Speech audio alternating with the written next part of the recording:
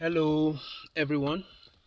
I think I really need to share this with everyone uh, that's interested. Uh, a sin that is worse than other sins. A sin that is worse than other sins. First Corinthians chapter 6 verse 18, it says, "Flee from sexual immorality. All other sins a person commits are outside the body, but whoever sins sexually sins against his own body." Now, there are many things that God is telling us not to do, which is because of the punishment that is attached to them. When you sin against God, there's a punishment for it, right? There's a punishment for it. Just like when you break the law of a nation or a country, there's always a penalty attracted to it. Uh, we do hear people say all sins are the same in the eyes of God. That is, if someone kills or tell lies or steal, God will punish them equally. I don't think so.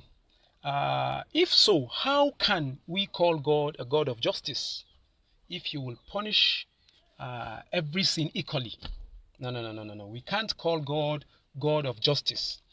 If someone commits a mass murder and someone a white lie, and they receive the same punishment, does that sound just and fair to you? It doesn't sound fair. So not all sins are equal, and not all sins attract the same punishment. Perhaps in the Bible, we were told that there is an unforgivable sin, right? That is, that proves to us that not all sins are equal, after all, in the eyes of God, and the punishments are different. Now, the common name, though, for all is sin, but they never, in fact, they are never the same. When we go to the book of Luke, chapter 12, verse 47 to 48, Jesus Christ gives a clear example of levels of sins and the level of punishment. And when we look to that at that verse, it says, "The servant who knows the master's will and does not get ready or does not do what the master wants will be beaten with many blows." 48 says, "But the one who does not know and does things deserving punishment will be beaten with few blows. For everyone who has been given much, much will be demanded. And from the one who has been entrusted with much, much will be asked." So when you tell lies, you sin outside your body, it does not affect your body, though it can affect others and society. For example, if somebody will just come and say and tell lies that there's robbery on the streets, it will affect the street actually. Some people will begin to run up and down, and some people will stay at home. In fact, it might attract the attention of the police to come. You see, that does not affect that person who tells the lie. It doesn't affect his body, but it affects the environment and maybe the economy of the environment. So that sin is outside the body. The only sin you will commit that will affect your body is sexual immorality. It is a sin against your body. It will not destroy the neighbor, but it will destroy that very person that commits that sin. So people see sexual immorality as something they must do to satisfy themselves. People damage their body, destroy their future. Uh, People destroy their lives. They destroy their lives by doing it. Many Christians, because many Christians today have gone into it, fornicating, committing adultery, and without knowing that they are sleeping with burning coal, they are sleeping with fire. Let me tell you something. Let's go to the book of First Corinthians chapter 6, verse 16. What does it say? It says, "Do you not know that he who unites himself with a prostitute is one with her in body? For it is said, the two will become one flesh." The two will become one flesh. Do you get that? Do you hear that? It says the two will become one flesh. Where else do we find this phrase in the Bible? When we go to the book of Genesis chapter 2, verse 24, we'll see that is why a man leaves his father and mother and is united with his wife, and they become one flesh. And they become one flesh. That is just what happened when a husband and a wife, sleep together. They become one.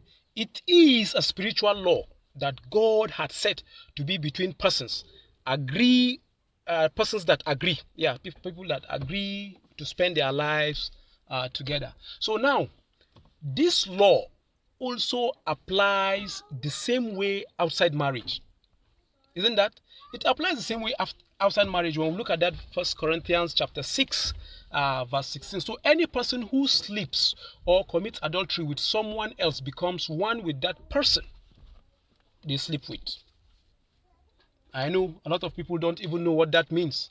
That means that when you sleep with someone, all the problems of that person, all the entire problems of that person becomes your own problem. Okay? Your problem, both physical, both spiritual, all their problems becomes yours as well. If demons are attacking that person, that means you too will be attacked by that same demons, because you have opened a door for the demons to attack you. Why? Because you have become one flesh with that person. So that's why, stuffs like one night stand are very dangerous. How can you be willing to become one with somebody you hardly knew? You don't even know his background. You don't know his history, his spiritual history and family background. That's very bad. That's very bad. So if you leave that person and meet another person, you know what happens? The problem of that person becomes yours too. Okay, so one problem of people nowadays is this: we lie. People lie too much. You hear somebody say, "Oh, I'm involved only with you," while in reality they are involved with so many people around. They are sleeping around a lot of people, and so we continue to have a large number of people, sharing compound problems, because people are being joined together everywhere spiritually, because they all go about sleeping with each other. That's why you see people having plenty of problems that they don't know how it became theirs. So you have to think about it. So many have inherited other people's problem. That's what I'm trying to tell you. Many people have inherited other people's problem. So I think because a lot of people have united their body with other people, they have joined themselves to them. So you see people counting number of persons they have slept with, and they think that they are independent. No, they are never independent. They don't know that they have inherited all the problems of the people they have slept with. That is the first damage. That is the first damage they have done to their body that Paul was talking about. In the very place we read, that is the 1 Corinthians chapter 6 verse 18. They are attracting the problems of other persons into their own life. So my friend, when you steal, you are not joining yourself with another person, or when you lie, you are not joining your body with another person. But whenever you commit sexual immorality, you are being joined with another person. So my friend, if you have committed sexual sin with someone and you are feeling good about it, you have committed a sin punishable by God. But before then, you have already started punishing yourself, because you have caused destruction to yourself. That's why sexual immorality is tagged one of the greatest and grievous sins in life. Well, I think we really need to think about that, and that is the first problem. I think the second problem, we'll discuss that in the next video, part 2 of this video, which is coming soon. So if you feel you want to hear that and want to share, then you share with friends, so that by sharing this video you might be helping and saving another lives. So God bless you.